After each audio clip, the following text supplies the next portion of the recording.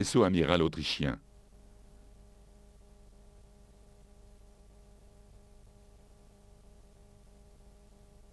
Abasourdis par les explosions, les hommes se rassemblent sur le pont.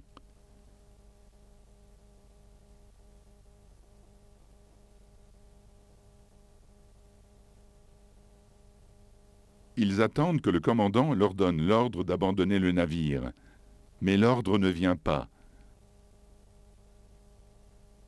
Les hommes mourront, mais ils ne quitteront pas le navire.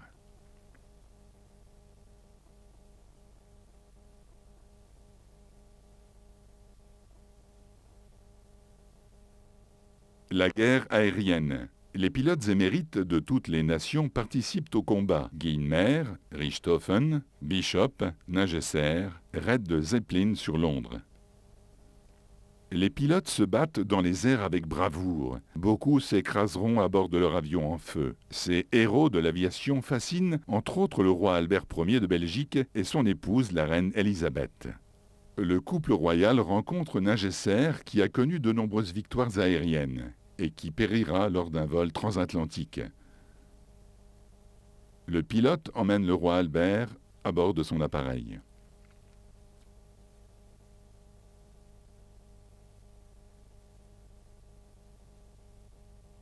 Alfonso d'Espagne s'émerveille devant ces étranges guerriers.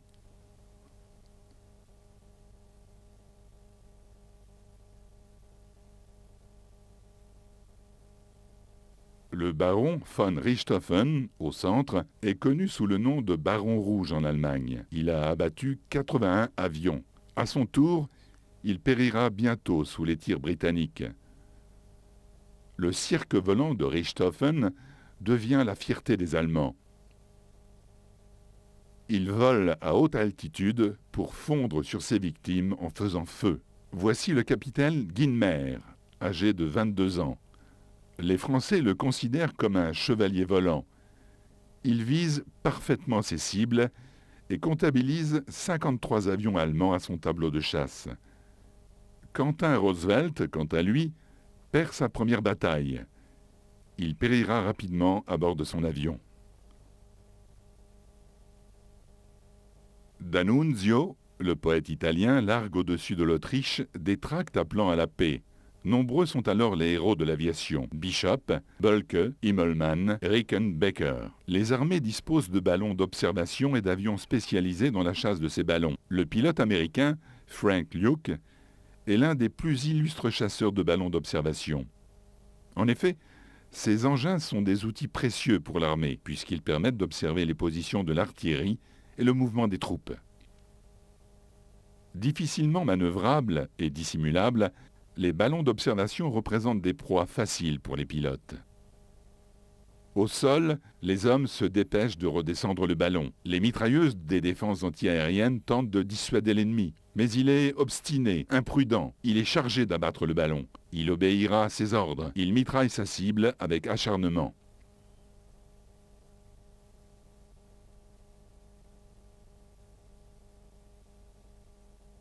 Mais il perd le contrôle de son appareil, puis s'écrase.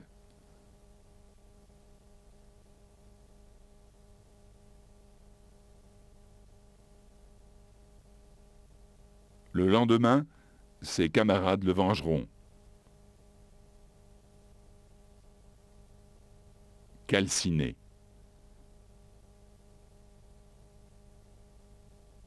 Les Italiens larguent des obus au-dessus de l'Autriche.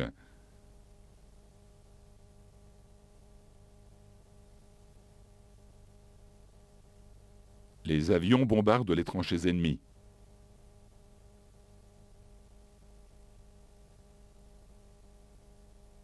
Les combats aériens se poursuivent.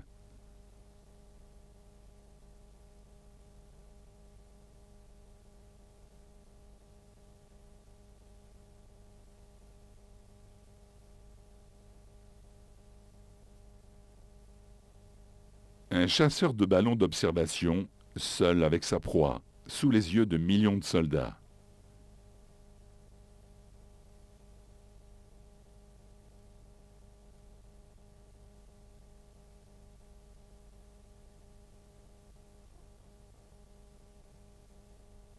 Les Allemands envisagent de bombarder Londres afin d'inquiéter la population. Un énorme Zeppelin quitte sa base pour un raid nocturne. La ville apparaîtra sans défense sous ce gigantesque œil de lynx. Le dirigeable traverse la mer du Nord en direction de Londres, où il arrivera à minuit. Et voici un Zeppelin abattu au-dessus de la mer du Nord. La guerre sous-marine. Après avoir décidé de mener une guerre sous-marine restreinte, l'Allemagne déclare finalement la guerre sous-marine à outrance, précipitant ainsi les États-Unis dans le conflit. Avec l'enlisement du conflit, le commandement allemand décide de priver les Anglais d'approvisionnement. Les sous-marins mèneront une guerre illimitée. Ils attaqueront tous les navires marchands de l'armée britannique. À bord de ces sous-marins se trouvent des caméras. Elles filmeront ces attaques. Voici leur première victime. L'ordre est donné. Le navire effectue son dernier voyage. De nombreux sous-marins entrent en action. Des milliers de tonnes de marchandises sont détruites chaque semaine. Le registre des navires est mis à jour quotidiennement afin de recenser les navires qui ont disparu de la surface de la mer et les victimes de ces naufrages. Les navires et les canots de sauvetage vont alors secourir les capitaines et leurs membres d'équipage. Avec fourberie, le commandant du sous-marin allemand envoie un SOS. Immergé, il attend le navire de sauvetage et le gratifie d'une torpille à son arrivée. Ces hommes ne peuvent plus prendre de prisonniers à bord. Les places sont limitées. Les navires doivent économiser leurs moyens de défense et employer avec parcimonie les grenades sous-marines et les obus. En attendant de se ravitailler en munitions, les Britanniques doivent utiliser chaque obus à bon escient. Aucun navire n'est épargné, même les grands voiliers, survivants d'une autre époque. Un équipage reçoit l'ordre d'entrer en action. Pour économiser les munitions, une seule bombe fera l'affaire. Le voilier sombre et rejoint les abîmes.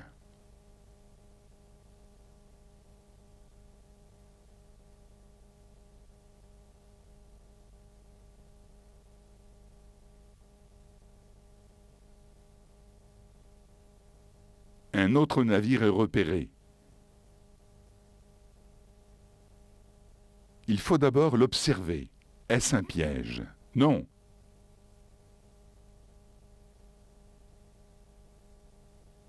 Attendez.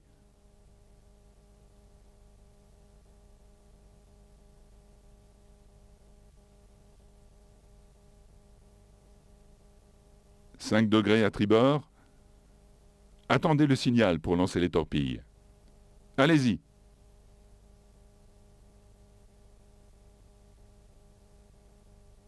Regardez ça. Avez-vous eu le temps de voir son nom?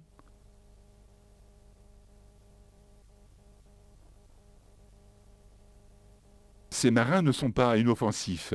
Les apparences sont trompeuses. Ils attendront sans défense jusqu'à ce qu'un sous-marin allemand remonte à la surface.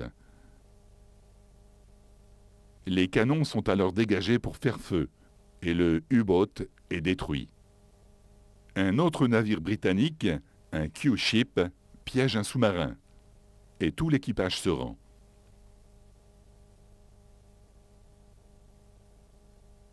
Après le succès de cette opération, le commandant du navire sera probablement honoré de la croix de Victoria.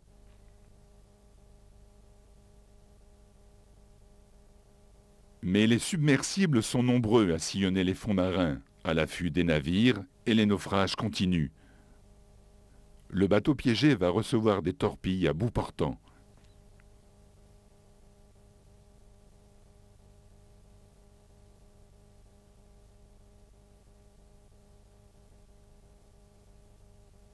Un autre navire sombre.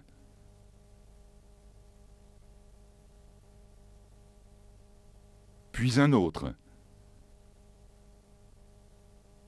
Même les navires transportant des passagers ne sont pas épargnés. Wilson met en garde l'Allemagne. L'entrée en guerre est imminente. À Washington, le président Wilson lance un avertissement à l'Allemagne. Puisque la guerre sous-marine continue, les États-Unis vont se joindre aux Alliés.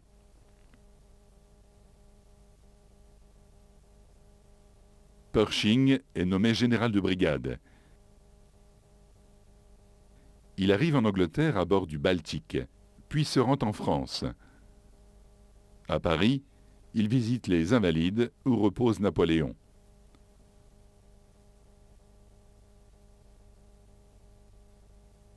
Voici le secrétaire à la marine, Josephus Daniels, et le secrétaire assistant. L'amiral Sims commande les forces navales américaines en Europe. La grande flotte britannique, quant à elle, se trouve à Scapa Flow. Le cuirassé New York conduit les Dreadnoughts dans l'estuaire du Forth. Les deux flottes sont réunies. Une nouvelle combinaison de forces navales voit le jour. L'amiral Beatty monte à bord du vaisseau amiral. Et l'amiral Rothman salue l'équipage. Le roi George V et le prince de Galles visitent le cuirassé New York.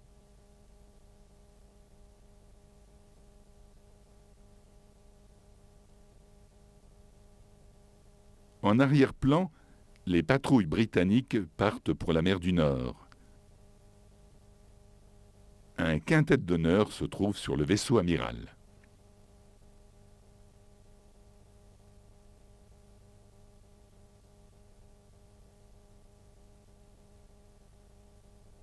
De gauche à droite, l'amiral Beatty, l'amiral Rothman, le roi, l'amiral Sims et le prince de Galles.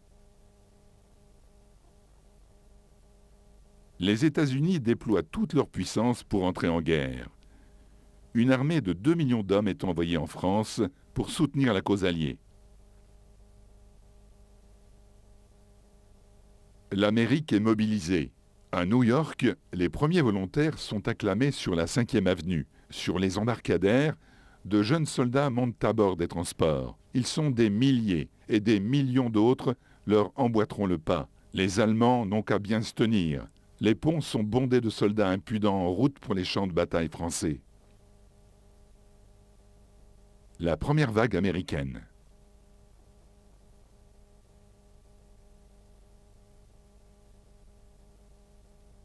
Le président appelle les Américains sous les drapeaux. À Washington, les Américains ont recours au tirage au sort pour mobiliser des millions d'hommes. Voici la loterie du contingent. Le président Wilson tire le premier numéro. Le vice-président Marshall tire le second. Il reste encore 5 millions de noms à tirer au sort et la seconde vague américaine part pour l'Europe. Les transports bondés de troupes fraîches quittent le port. Escortés par les croiseurs et les destroyers, ils sont parés pour affronter les attaques sous-marines.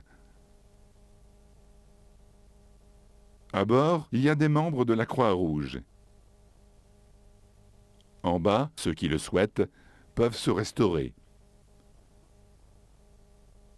Un petit chiot fait également partie du voyage. Les navires doivent prendre garde aux sous-marins. L'équipage est en état d'alerte, prêt à l'attaque. Une torpille se dirige droit sur le transport. Les canons des destroyers ripostent.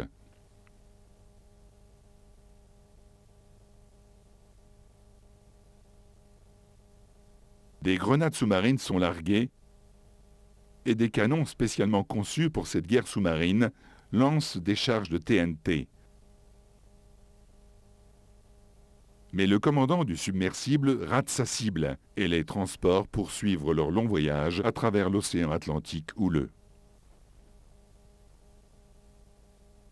Le 8 juin 1917, les premières troupes américaines débarquent en France, au grand étonnement des Allemands.